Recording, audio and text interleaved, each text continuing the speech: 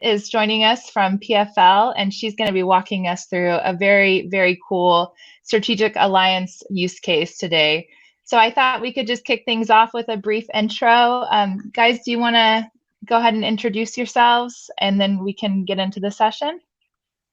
Sure. Thanks so much, Shawnie. Thanks for having me today. As mentioned, I'm Sam. I am the lesser half to Jason. We are partners in marriage, but we both are in partnerships. So I work at PFL. I run our partnership program here. We automate direct mail through marketing automation platforms and CRM systems. So our major partnerships are with Salesforce, which I think we're going to spend the majority of the time today talking about, and how you can successfully build a partnership program that's scalable and repeatable within these large cloud systems. And then we also have a partnership with Iterable, which is also doing great. So I can answer questions on that front as well. But excited to be here. Thanks so much. Thank you so much, Sam. Awesome. Hello, Jason. For those that have not met, I work here at Reveal. I am the head of strategic partner accounts, which means I get to work with all of our top accounts and help them build partnerships, build out Nearbound with them, and just overall have a lot of fun with Shawnie and the team here at Reveal. I am downstairs from where Sam is. We do share the same house. Most of the time we're in the same office, but we're trying to eliminate echo today. Good idea. That's awesome. Well, thanks so much, guys. It's a pleasure to have both of you. Jason, I know this is kind of interesting because you used to work at PFL also. Do you want to introduce this topic a little bit, and then Sam, take it away and what you've done with this amazing partnership? Sure, would love to. So yeah, I spent a couple of years working at PFL on the partner team there. I got a chance to work with all the same people that Sam is working with. When I left, they hired Sam, and she has taken it to 100 different up levels with the work she's doing, and specifically around the work that she and PFL do with Salesforce. And I don't think it's any surprise to any partner person that Salesforce can be a tricky one to navigate and to build a successful partnership with, especially one that not only generates revenue but gets you buy-in with those teams, which could be the hardest part. And getting a front row seat to watch her build this has been nothing short of impressive.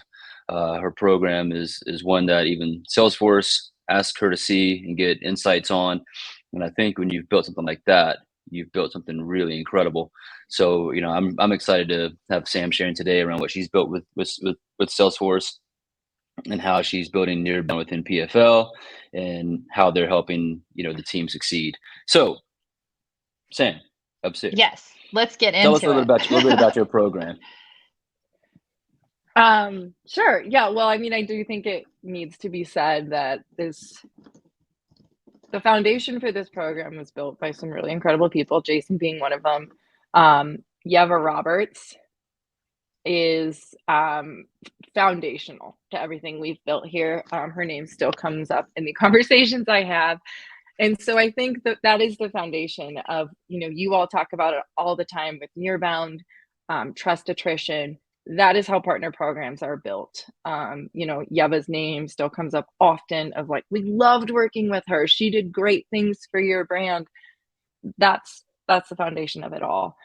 So what we've really done is we've focused in, and we've really taken it from PFL partnering with Salesforce to Sam and Alex and Kurt and Peyton. Those are all the people on my team, to partnering with individuals at Salesforce and really making a difference for them as individuals and their book of business and their customers.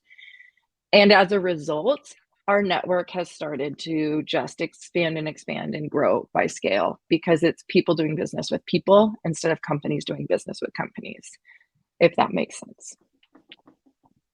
Absolutely. And I think you're really starting to embody what Isaac and some of the team is talking about with Nearbound. It's no longer the how economy, it's the who economy. Mm-hmm. And what you're focusing on is the who within Salesforce, who can be the most influential to your customers and to your deals. And so, when you got started building this program, how did you really get into Salesforce and start identifying those who's and building the process around them? Yeah, and I think that's a really good question. So first of all, it's simply aligning your ICP. So, you know, it's always easier when you have a customer story that you can go to market with. So if you can find that first customer and make a first relationship with the AE who sold that account, who you actually made a difference with, because if you're building a partnership with Salesforce specifically and you're on the App Exchange, you rev share as part of the deal. So for every deal that we sell, Salesforce gets a portion of that. So literally it goes back to that AE. So you can go back to them. You've earned the right to ask of like, hey, we sold this deal. You got commission on it. Let's evangelize that. Let's make sure that we have a great story around that. And then who else do you have in your book of business that looks like this? So you're not starting from scratch for starters. You build a one-to-one relationship with your current book of business and the AEs that own those customers. And then you have to ask.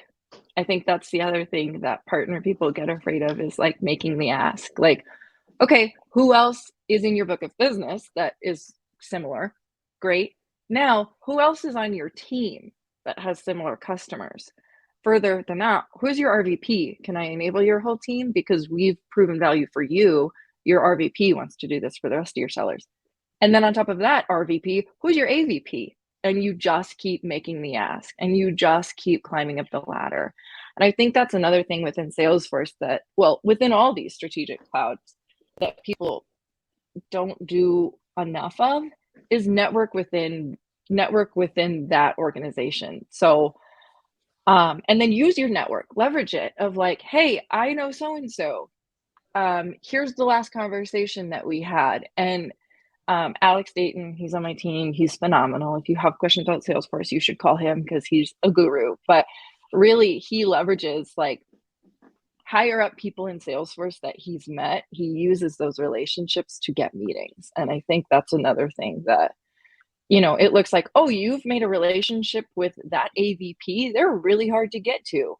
I'll give you the time of day. And so again, it comes down to who you know, building trusted relationships with them, and then executing. I think that's the third thing that a lot of people don't do. It's very simple, but do what you say you're going to do. Yeah, that reminds me, excuse me, a lot of we just released the Nearbound Sales Blueprint, and within it, Jared really breaks down, like even down to some email templates about making that ask.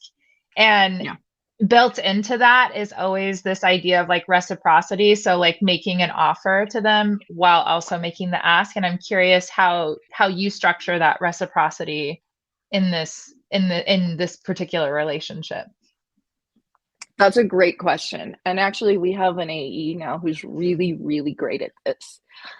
So instead of just going to a Salesforce AE and saying like, hey, we are targeting your account, help us. That sometimes lands, but not often. And so what they've been doing is really heavily like doing background research on these accounts and understanding, like in our case, is there a direct mail buyer? What's their direct mail budget? You know, any information that we can find out about the account. And then we bring that to the AE as we're asking for an intro. And what happens then is we're giving the AE on the Salesforce side intel to their account that they didn't have. So say that this company has a $2 million a year direct mail budget spend. Okay, Salesforce doesn't think about that. Direct mail doesn't cross their mind. They're a digital transformation company. But if we can go to them and say, hey, your customer's spending $2 million a year on direct mail, all of a sudden the Salesforce AE is like, what? That's a huge slice of wallet share. And here's what we can do. If we bring that into the Salesforce system, we're probably going to reduce their print spend, which means more marketing spend for you to upsell Salesforce products. So it's coming to them with intel that they probably don't have, new contacts, different places where they can find budget, etc. And they are much more receptive to taking the meeting, to sharing that information instead of just a cold ask of like, hey, we have a shared joint account. Doesn't land that well. Absolutely. I did have a question for you. we talk a lot, and when you're seeking out these relationships and you're trying to really build them and get these champions, we hear a lot like how important it is to get the champions at the leadership level. Mhm. But I feel like there's also so much importance in getting them at all levels. So I'm curious how you approach that. Like, how much energy should a team be putting towards like go directly to the C-suite, go directly to leadership, or how do you sort of manage the resources and time around that? That's a great question. And we have actually divided those responsibilities. And it does tend to blur. There's overlap here. So I mentioned Alex, he's on my team. He's the manager of strategic partnerships. So his number one account is Salesforce. And he is day in and day out meeting with AEs and having really tactical, to the point call to actions of like, who's in your book of business, how can I help, etc. The way I spend my time is exactly what you just chatted about, more high level. Like, okay, so who are the tech strategists? Who are the industry strategists at Salesforce for those industries that we really focus on? How can I make sure that PFL is a household name in healthcare at Salesforce? And so we're kind of doing it from the bottom up and the top down at the same time. And there is overlap, and that's great. That means we're doing our job well. But I mean, if you have one person doing it, I would start from the bottom up, honestly, because that's where you're going to get your wins, and the conversations look differently. When I'm talking to the more higher up, it's more strategic, it's more high level. It's not on the account by account basis. It's like, how can we become a part of the overall Salesforce pitch? I want to be a part of every blueprint you put out to your customers for every use case we solve. Those are the conversations I'm having. Alex is boots on the ground. Let's get into that account. Let's close that deal. They're both important, but if you have one person, get the dollars on the board. Start with the AEs. You're going to prove your wins, and then you can start to move your way up. That's awesome. In my opinion. Just one follow-up to that, actually. And sorry, Jason, I feel like I have so many questions, but Salesforce is such a humongous company. So I'm curious if that strategy changes depending on the size of the company that you're working with too, or is that just like, if you had just one person working, are you always going to say the boots to the ground strategy, no matter the size of the partner that you're working with? Yeah, I mean, I think I was having this conversation yesterday with somebody that I think we're all looking for the one size fits all partner strategy, and unfortunately it doesn't exist. So Yeah. My answer would be no, it's different, and you have to just kind of look. So for example, Iterable is my other partner that we're really focused on, and they are much, much smaller in terms of everything compared to Salesforce. And so like the sales team that I'm looking to get to know is a fraction of the size. So I'm going to be able to work my way through that org much faster. And as a result, I am talking to both the sellers, the CSMs, and kind of those more top level leaders. But I do think it's important to get those wins first, because then you have something to evangelize with the leaders. If you just go to the leaders and say, we're going to do great things, they're probably going to say, prove it. So boots on the ground, prove your story, and then you have some fodder to actually get that leadership to pay attention. Great, thank you. I think one of the key points to that too, as well, that I love, and you've mentioned, is like how you truly surround Salesforce. Like you're basically building Nearbound within your partner. So getting to know, your teams, getting them to talk about you to their team members, to their bosses, getting their bosses to talk to their teams. And, how are you seeing some of that trickle over into like your go-to-market initiatives with Salesforce, from like, your co-marketing strategy, your events and stuff like that? Yeah, so that's a great question. In full transparency, Salesforce is really difficult. And unless you're a summit partner, which is the top, I think there's 50 of them. And they're like, like Merkle, Deloitte, like the big ones. You don't get access to like co-marketing with Salesforce. So you have to be a little scrappy. in full transparency. So like on Monday, I was just in Chicago, hosting a happy hour for a team of solution engineers who are over like retail consumer goods, travel and transportation. And so it's finding those pockets of influence and then really leaning in. And even in ways that it's like not super obvious, it's building those relationships. And again, that's the basis for all of it.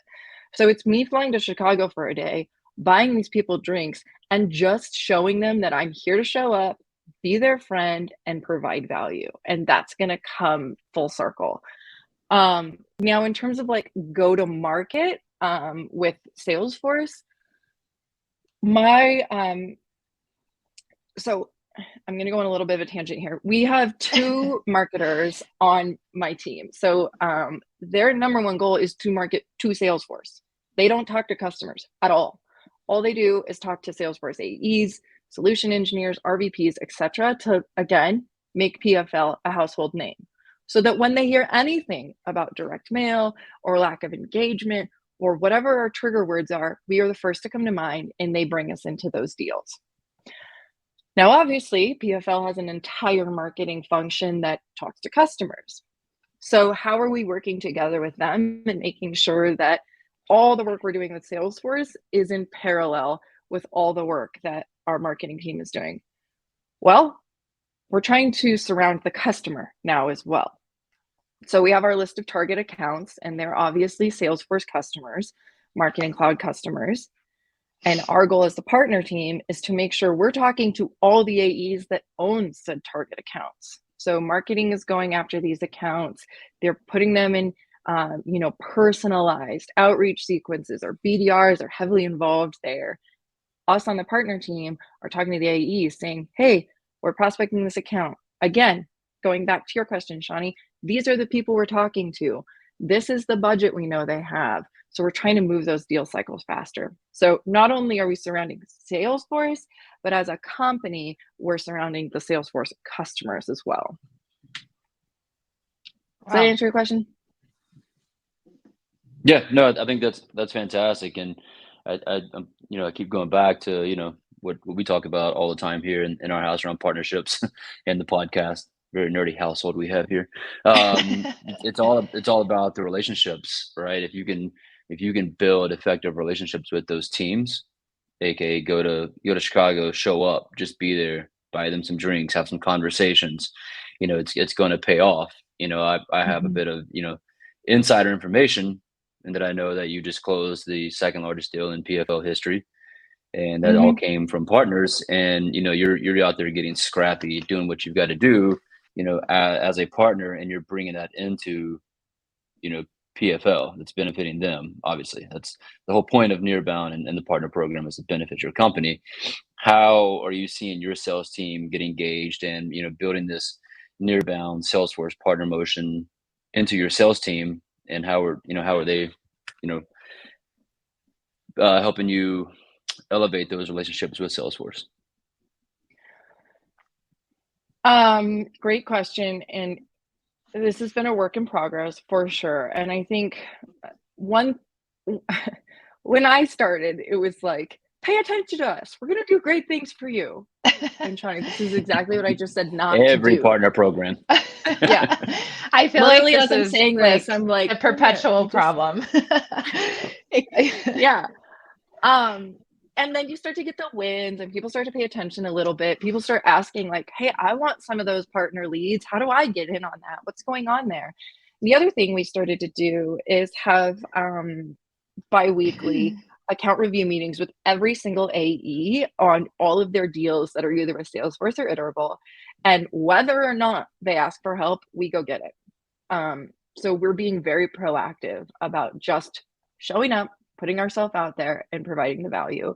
And I think that's kind of how you have to be, because if you just wait and you try to explain over and over and over, it's change management is another thing the sales team has to do, and they're just not going to. So you just have to be proactive and show up.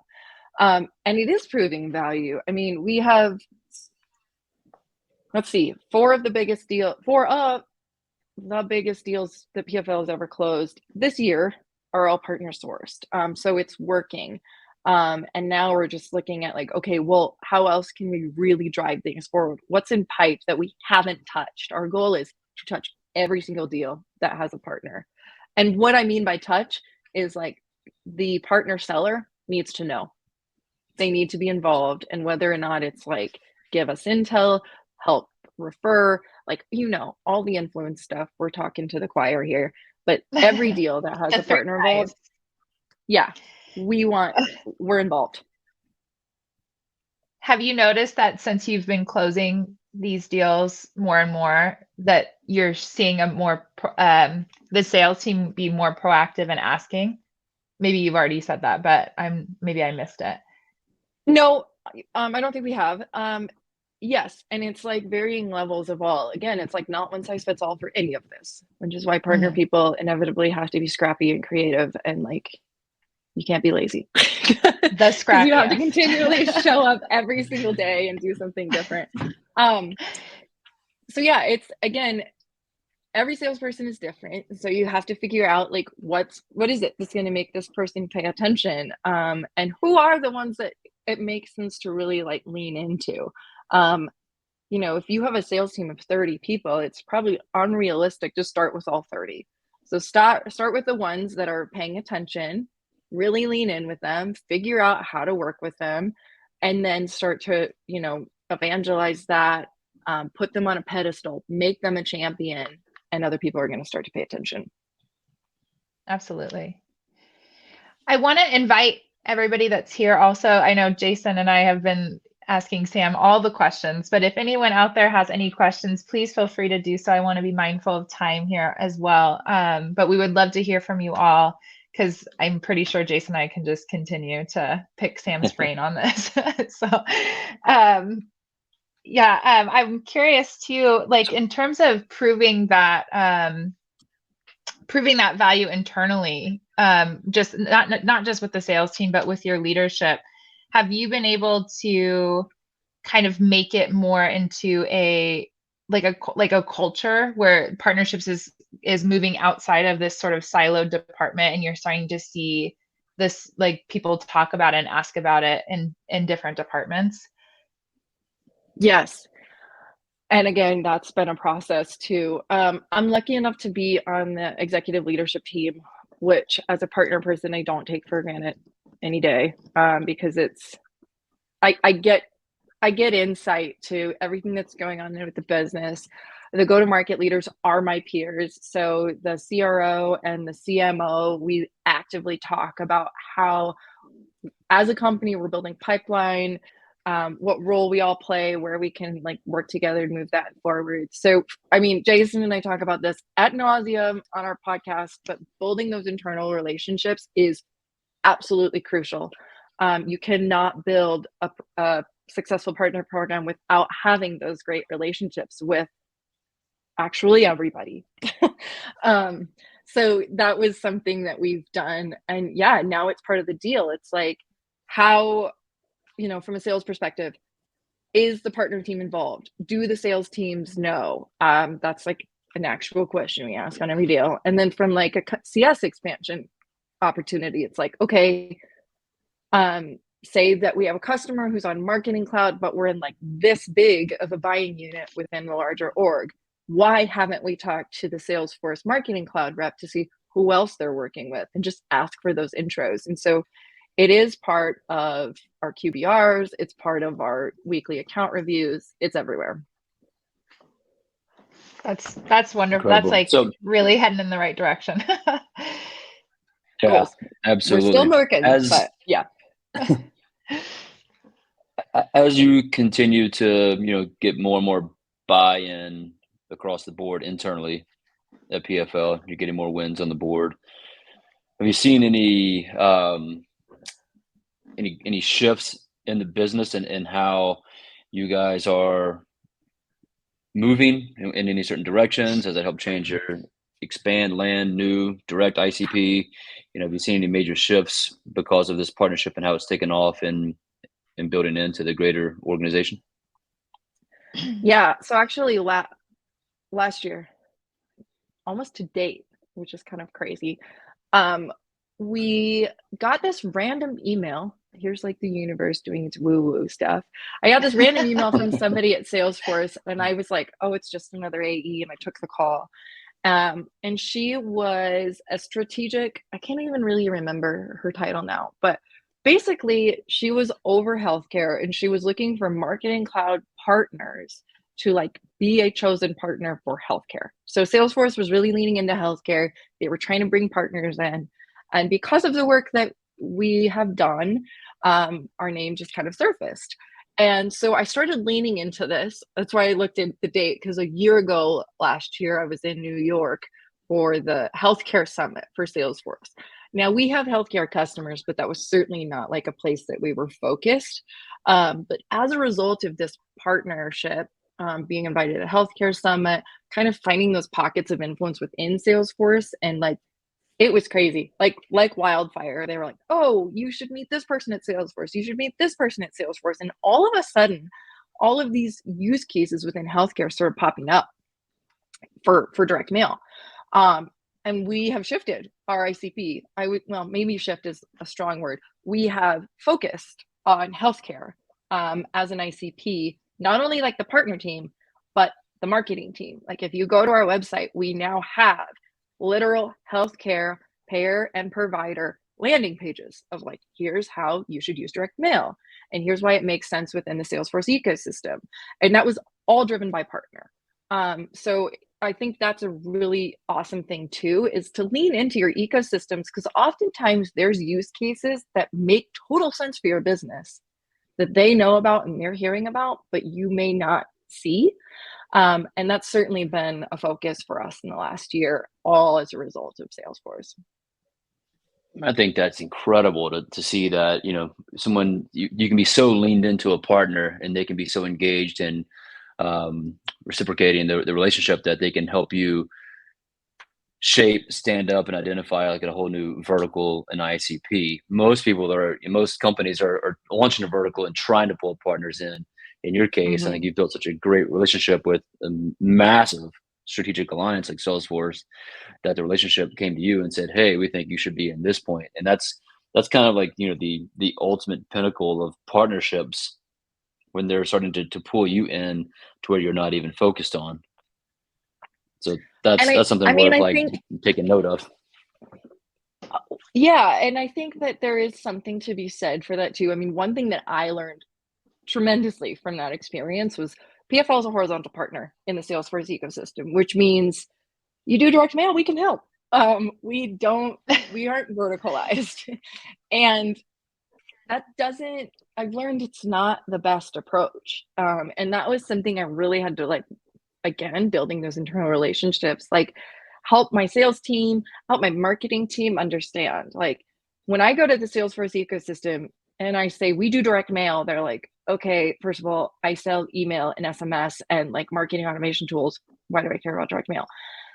Now, also, I love this story. At that healthcare conference, this is how much I've learned in a year, which is crazy. I was talking to a hospital, somebody who runs marketing for a hospital. And I was like, yeah, we automate direct mail. And she looked at me like, what? And I was like, I don't know how much more obvious I can state that. And then we started talking, and she was like kind of going through some use cases, and she was like, yeah, like some of my patients will never log on to an online portal. And I was like, that's it. That's where we can help. So it's really leaning into these verticals, articulating your use cases, and then making sure that AEs within those verticals understand within their language. So like the language for even within healthcare for providers is very different than health payers, than insurance companies. And then you take that, it's different than financial services. It's different than retail consumer goods. And so it's being able to articulate that. And like, that was a huge learning experience for me. I was the one driving that. I don't know the first thing about healthcare. I have a marketing background. So ask for help within your organization, lean into these things, and it's going to prove dividends if you can speak the language of your ICP instead of just going to the market serving everybody. 100%. I think speaking that language is so important to a partner program, and being able to speak to their business, speak to their customers, and really spend the time to understand like what they're doing, your partner, and how you can tie into that. And I think that's a missing piece. Like most of us just expect partners to come on board, and you know, we're just in co-sell magic utopia land, but really investing the time to understand their business, how you can support them and make them more successful with your product is kind of the secret sauce. Mm-hmm. And being One like question I did have open around. enough. I'm sorry. Go ahead.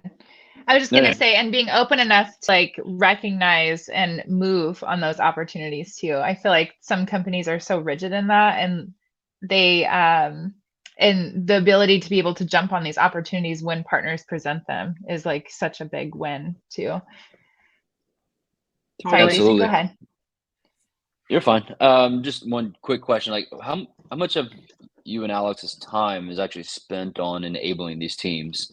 It seems like there's probably a large portion of time just spent on enablement, meaning enabling Salesforce. 97%. I mean, that's the job. And here's the thing, like, until these people are enabled, and enablement is not one and done. Like, it's we enable, and then you go into their book of business, and it's exactly what we're just talking about. It's like, okay, here's what PFL does at large. Now let's look at your customer base. What are they struggling with? Here's how we can help, because we don't expect Salesforce to be experts in direct mail. In fact, we don't want that, because then they try to sell for us, and that doesn't work. So we need to be partners in understanding and really leaning into like, okay, what is it your partners or your customers are trying to accomplish? Oh, here's how direct mail fits in. And that's enablement. So it's like we enable a team, and then we break down that team, and we enable the individuals. And we do that all the time.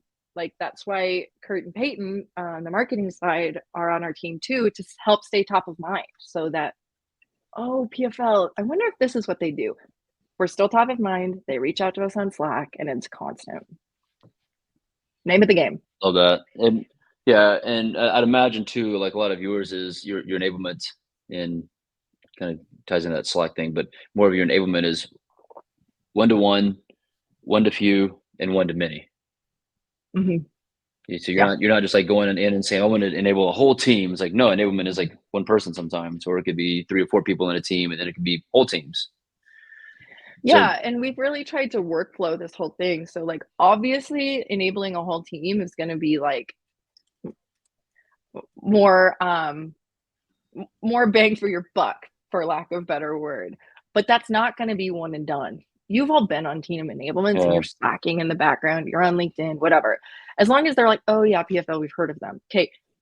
But then it's like, copy that list, make sure we know everybody who was on that team, and then let's reach out to them individually. That's where you build those one-to-one relationships, and that's where the rubber meets the road. Love that. So I know and again, I've got all this inside information. I feel like I've got all the answers to the test here. But I'm just, again, impressed with what you're doing. So you've taken that, this one-to-one, one to few, one to many, and you've got a whole operationalized process that you're running to manage that, to manage those relationships, those teams, those enablements, who's doing what and who's done this. And I know you're using Salesforce to do so. So can you share a little bit about that process and how you've operationalized this partnership to the umpteenth degree? Yeah. So this was a monumental shift for us in the way that we approached Salesforce. So many of you have heard of Reveal. Salesforce doesn't use Reveal. So for those of us that are in the ecosystem, it's been very difficult to keep track of like these relationships that we have, what accounts they own, where we're at in those conversations. So literally when I took over the partnership, it was like, write down AE's name and their account, and then remember in 3 months to follow up. As you can guess, that's not very scalable. Yikes. So we built a whole system in our Salesforce where we have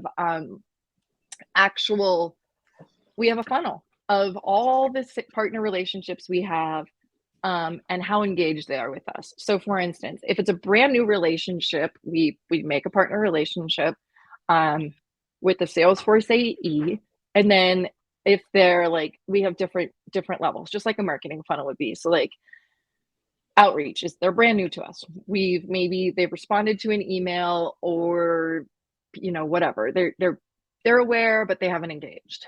All the way down to matured. Matured is somebody who's given us many intros. So we know these people know who we are.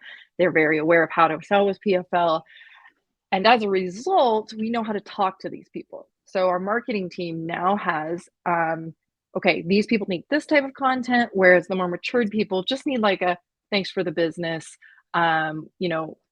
just kind of maintaining, nurturing that relationship.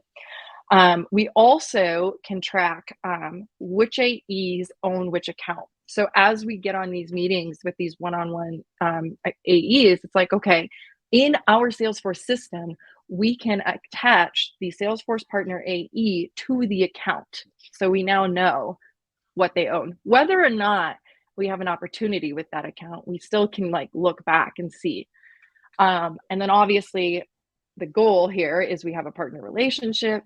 They give us an intro, and we now attach that to a resultant opportunity within Salesforce, and it automatically shows up as partner sourced within our tracking. So a few things from that. It gives us insight. It helps us see things like, we're not quite here yet. We've only been doing this for the better part of a year, so I don't think that's enough info to really make bold statements, but we can start to be like, okay, this number of meetings with Salesforce AE results in one intro. These pockets of AEs are more involved with us. Oh, here's the other thing we can do. Track who the leaders are within Salesforce. So if I have a pocket of AEs who are very engaged, I can go to that RVP and say, hey, these AEs are doing great work with us. They've closed X amount of business. Why isn't the rest of your team doing that? So again, it's kind of like systemizing that nearbound, for lack of better words, so that we can track it, we can show results, and we're not writing on sticky notes anymore. Thank God. Wow, that's really interesting. And I feel like it really links back to this part in the blueprint that Jared was talking about, where he speaks about becoming really strategic on like which AEs are working on deals on each side of the partnership. To like leadership can make the decision by looking at that data to say, okay, I own these AEs are really crushing it with this partner. So let's let them put like 70% of their resources or time to this particular partner only. And then being able to start building the strategic alliances like within the teams as well, in that way. Totally. And I mean, the other thing too is like, how can we not become the middleman? So if you do have AEs that are really, really leaning into Salesforce or whatever your partner is, connect them. Let them do the hard work. Like, we don't be the bottleneck, I guess is what I'm trying to say. But make sure you have a system in place to track that, so you know like where these are at and how you can follow up. And again, insert yourself to make sure things are moving forward. Yep. Yeah. Shouldn't nearbound alone. That's the point. Never. It is a team sport. Well, I just want to be mindful of time here. Jason, did you have any last questions for Sam? I feel like she's gracefully answered all of mine. So. Nope, I'm good. Thank you. Okay. Sam, did you have any questions for us, or did you have any last thoughts that you wanted to share? No, this was super fun. Appreciate the conversation. And if it wasn't obvious by this, I'm an open book, so happy to answer questions offline. Connect with me on LinkedIn. The Salesforce ecosystem can be really daunting, but it doesn't have to be. It's people doing business with people. Absolutely. Well, I feel like you've really done such an amazing job at making it that too. So bravo to you guys and your team. It's really it's an incredible use case. Yeah. Well, thank you so much, Sam and Jason, and thank you for everyone for joining us. And if you haven't had a chance to check out the blueprint, a lot of what Sam was talking about is in there, and step by step, how to get the 3 I's of Nearbound, what emails you can send to make those asks, how you can work with AEs, how you can work with sales leadership. So please check it out. The link is in the chat. And we hope to see you all at next Wednesday at our next session. Thank you. Thanks, everybody. Thank you. Have a good one.